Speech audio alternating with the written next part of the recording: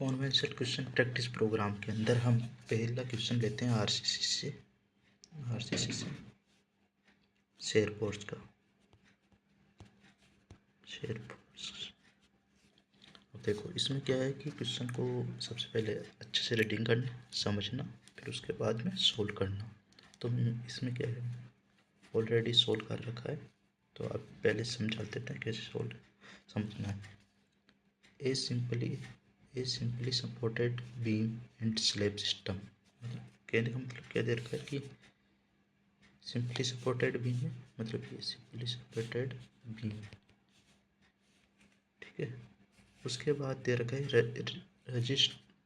Rest on support width, कि मान लो ये कॉलम है तो इसकी वो दे रखी है 380 mm, the clear of span इसका ये दे रखा है 10.5 मीटर। थिकनेस ऑफ स्लेब, मतलब इसके ऊपर जो स्लेब है उसकी थिकनेस दे रखी है हमको 125 mm। विड्थ ऑफ बीम, मतलब यहाँ से बीम जाता है जब भी कोई इससे ये स्लेब जा रही है और यहाँ से नीचे सपोर्ट के हिसाब से बीम जा रहा है, ये यहाँ से बीम इसके अंदर इंक्लूड होता है। बीम की ये दे रखा है हमको पूरा कि ये 250 mm, और स्लेब के नीचे, मतलब ये स्लेब है यहाँ से इसके जस्ट नीचे 475 mm ये हमको डेप्थ दे रखी है, डी दे रखी है। तो हमको पहले क्वेश्चन को समझना होगा, फिर उसके बाद में सोल्व करना होगा। अब दे रखा है कि 1 रो ऑफ डायमीटर दिस, ये दे रखा है। अब इसमें इफेक्टिव डेप्थ नहीं बोल रखी, अब इसमें दे रखी है डेप्थ, तो इसके अंदर ही हो गया, तो यहाँ से ये 25 mm का हो गया। तो हमको जो डी इफेक्टिव है वो माइनस करनी पड़ेगी, 475 minus 25 mm, it mean 450 mm।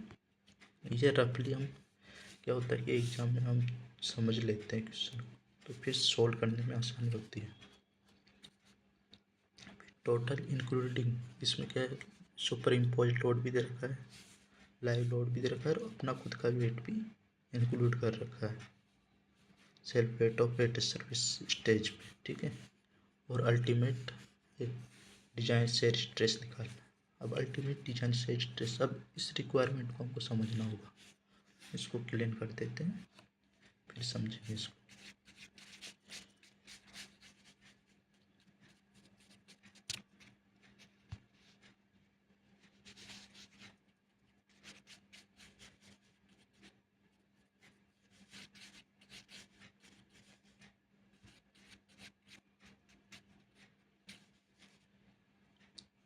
अब यह कॉन्सेप्ट समझना, अल्टीमेट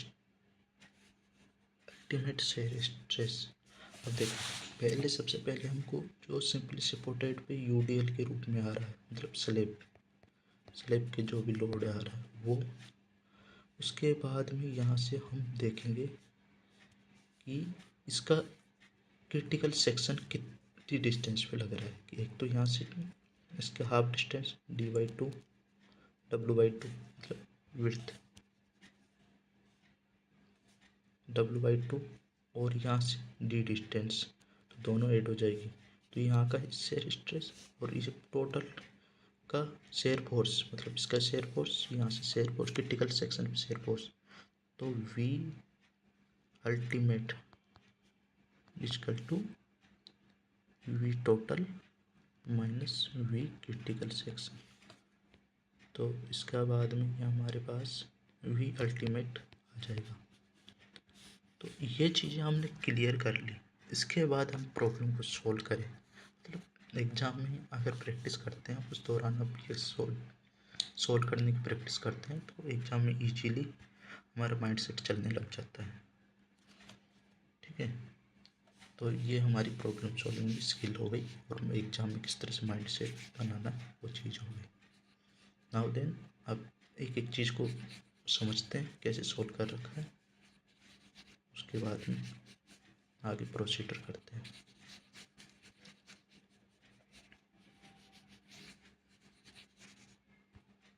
नेक्स्ट देखो अब ये दे रखा है बीम।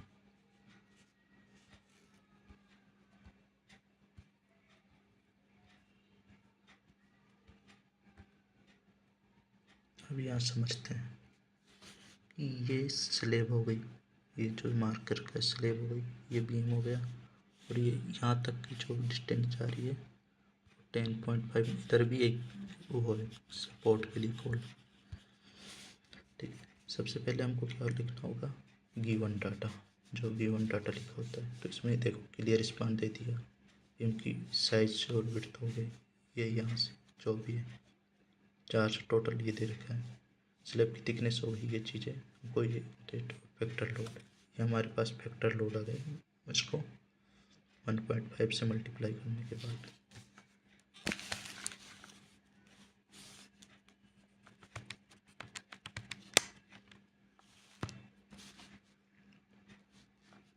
इसको करेक्शन कर लेते हैं, ये गलत दे रखा है।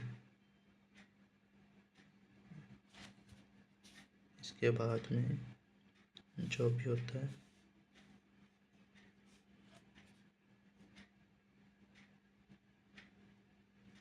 देखो, dead load due to slab की वजह से, एक स्लेब का भी हमको लोड लेना है। ये क्या होता है, भूल जाते हैं, यह मिस्टेक होती है भूल जाने की। कॉन्सेप्चुअली सोचना है कि अच्छा इसका भी लोड आएगा।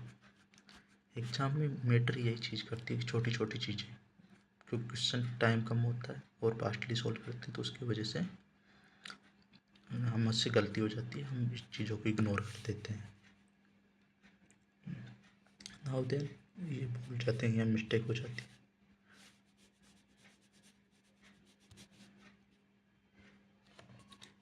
हमारे ये इफेक्टिव दे पा गए। इसके बाद में हम ये सोल्व करते हैं तो ये हमारा डेड लोड स्लेब का आ गया ड्यू टू स्लेब।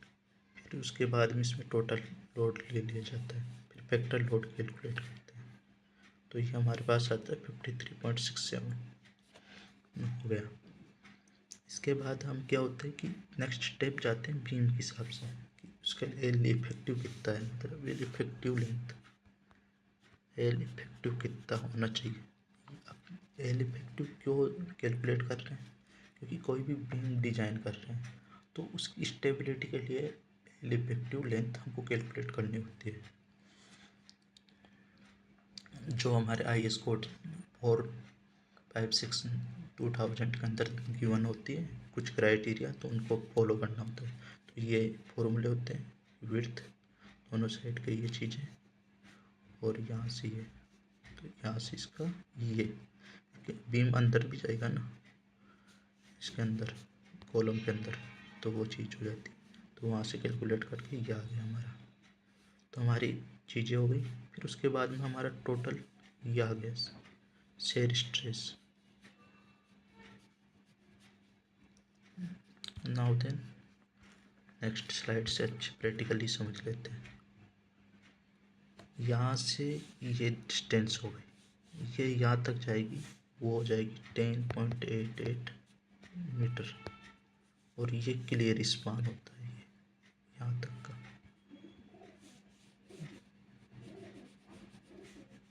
जो गिवन है इसमें थोड़ा तक क्लियर स्पान होता है ये। उसके बाद ये क्लियर स्पान हो गया। इसके बाद सेंटर टू सेंटर डिस्टेंस, ये यहाँ से बीच बीच कॉलम से ये हो गई हमारी सेंटर से सेंटर डिस्टेंस। ठीक है, अब नेक्स्ट चीज़ होती है क्रिटिकल सेक्शन कैसे लिया जाता है। अब देखो, इसके कॉलम के width, half width UDL critical case, और ये डी डिस्टेंस दोनों जुड़ जाए। हमारे पास इसको कैलकुलेट करेंगे तो उसका शेयर फोर्स हमको मिल जाएगा। तो ये डिस्टेंस कैलकुलेट करने के बाद यहाँ से आगे बढ़ते हैं। ये तो अगर देखो, पहले हमको यहाँ पर समझते हैं, हम इंजीनियर होते हैं तो इंजीनियर के अंदर क्या होते हैं, इंजीनियर होते हैं तो इंजीनियर के अंदर सबसे पहले होती है इंजीनियरिंग। उसमें क्या होता है कि हमको थ्योरेटिकल तो जो भी चीज़ होती है उनको समझना होता है थ्योरेटिकल। उसके बाद हम प्रैक्टिकली जाते हैं, उसकी डिज़ाइन करते हैं, यहाँ पर डिज़ाइन, फिर उसको कन्वर्ट करते हैं प्रैक्टिकल में। जो जैसे यहाँ पर स्ट्रिप्स वगैरह दे रखी है प्रैक्टिकल में, टॉप पे स्ट्रिप्स क्या देंगे, स्ट्रिप्स लगा दी। अब स्ट्रिप्स क्यों लगाते हैं कि शेयर फोर्स नहीं है, शेयर फोर्स नहीं है उसकी वजह से। नेक्स्ट चीज़ है, ये क्वेश्चन है, ये क्लियरिटी के साथ यहाँ से दिखा रखा है, ये हो गया यहाँ से, ये पूरा क्लियर स्पान टोटल 10.8, ये हो गया पूरा हमारा centre span. Now then shear force calculate करना है, तो ये रिएक्शन कितनी आ रही है, WL/2, और यहाँ से माइनस WU/D, मतलब इसका पूरा वेट जो वेक्टर लोड मल्टीप्लाई डिस्टेंस, कितनी डिस्टेंस पे जा रहा है, तो हम कैलकुलेट कर लेते हैं। इसके बाद डी डिस्टेंस पे हमारा इफेक्टिव UDL के केस में, ये हम शेयर फोर्स के उसमें पढ़ते हैं। अब इसमें देखो बीम की हो गई, स्लैब केस हो गया, और कॉलम के कहाँ से क्या चीज़ लेते हैं, तो यहाँ ये 3-4 चीज़ें क्लियर होती है। एग्जामिनर हमेशा पेपर सेट करते टाइम वो चीज़ देखता है कि पेपर कितना कंप्लीट हो पा रहा है, मतलब कितने टॉपिक्स कंप्लीट हो पा रहे हैं, तो उसकी वजह से वो क्वेश्चन फ्रेम उस टाइप से करता है कि क्वेश्चन किस तरह से पूछे जाए और एग्ज़ाम में स्टूडेंट की नॉलेज चेक कर ली जाए। तो हमको ये बेसिक सारी चीज़ें ध्यान रखनी पड़ती है तब जाके, क्योंकि डायरेक्ट कोई क्वेश्चन नहीं पूछेगा। तो इस तरह का कि इजीली कॉन्सेप्चुअली क्वेश्चन है, ये क्या है, कॉन्सेप्चुअली क्वेश्चन है, चलिए क्वेश्चन है। ये हमारे 12 मार्क्स में ज़्यादातर पूछे जाते हैं, 12, 8, 10, इनमें UPSC इसी पे फोकस करती है। अगर कोई स्टेट सर्विस की एग्ज़ाम है तो उसमें 5 मार्क्स में ये पूछे जाते हैं, 5 इस तरह से। तो हमारे यहाँ पर कैलकुलेट करने के बाद ही टोटल ये क्रिटिकल सेक्शन का आ गया और ये जो भी है, तो जब हम कैलकुलेट करेंगे आप अगेन वो चलते हैं वापस।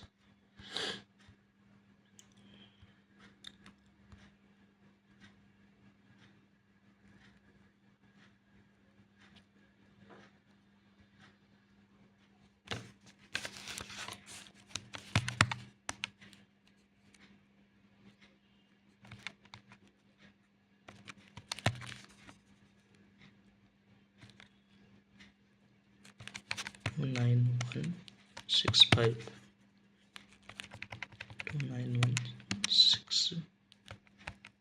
ये हम कैलकुलेट कर रहे हैं इसका शेयर स्ट्रेस।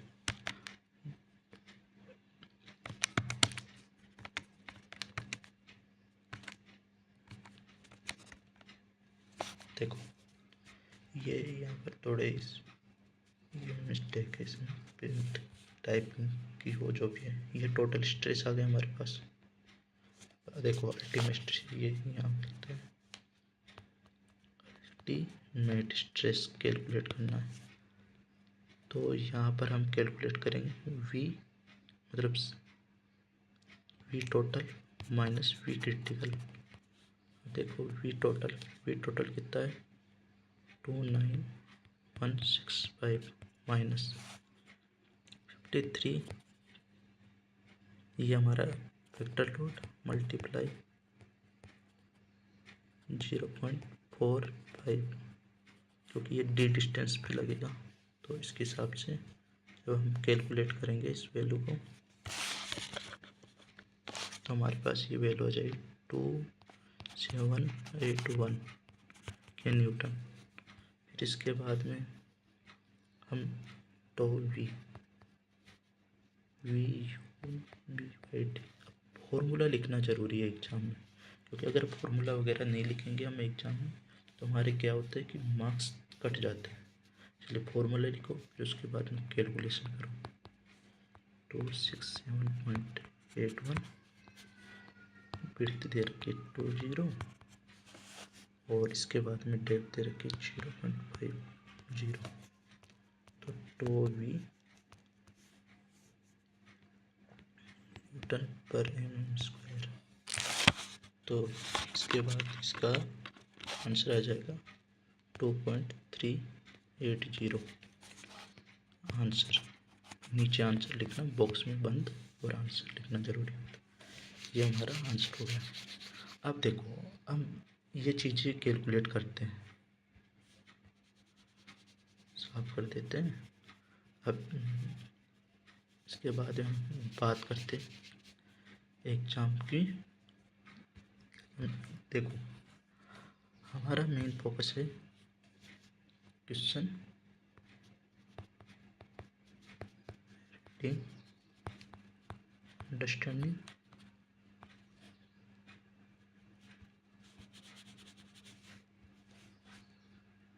अंडरस्टैंडिंग उसके बाद में मेन कॉन्सेप्ट जो है टीवी वी वाई टी। उसके बाद में यहाँ पर जो रिक्वायरमेंट पूछ रखी है वो, ये हमारी प्रॉब्लम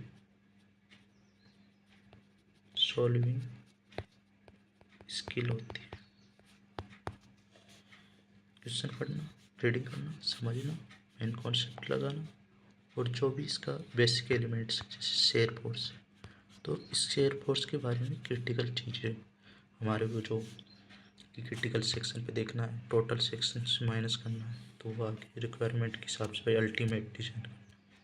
अल्टीमेट मतलब कि फेलियर नहीं होना, ये एक वो स्ट्रेस है जहाँ पर फेलियर नहीं आएगा कभी भी, तो इस चीज़ को देखेंगे। तो ये हमारी प्रॉब्लम सॉल्विंग स्किल हो गई। और हमें जो मिस्टेक का ध्यान रखना वो ये है कि अल्टीमेट शेयर का भी ध्यान रखना है, जो कहाँ से आएगा। देखो, ऐसे बीम का ये यूडीएल की तरफ होता है, यहाँ से इस जगह पे यहाँ तक पहुँचना है। इसके बाद में फिर यहाँ 0 हो जाता है, यहाँ मैक्सिमम शेयर स्ट्रेस होता है, शेयर फोर्स होता है, शेयर फोर्स होता है। तो शेयर फोर्स होता है, तो यहाँ पर क्या होता है कि इस जगह सपोर्ट के पास में जो भी क्रैक वगैरह आने के चांस ज़्यादा बढ़ जाते हैं। ये देखो, यहाँ पर है ना, स्मॉल क्रैक आना स्टार्ट हो जाते हैं, तो हमको क्या करना पड़ता है, यहाँ स्ट्रिप्स देना पड़ता है। ये प्रैक्टिकल चीज़ जब इंजीनियर बन जाते हो तब वहाँ पर काम आती है। और यहाँ पर बेंडिंग मोमेंट ज़्यादा होता है, इसलिए कभी बोलते हैं कि कोई भी लकड़ी का बेड है या पलंग है तो उसके बोलते हैं कि बीच में मत बैठो, साइड में बैठो। तो वो यहाँ से बेंडिंग मोमेंट मैक्सिमम होता है, शेयर फोर्स 0 होता है, तो ये टूटने के चांस यहाँ से ज़्यादा होते हैं, यहाँ करेक्ट आते हैं। ठीक है,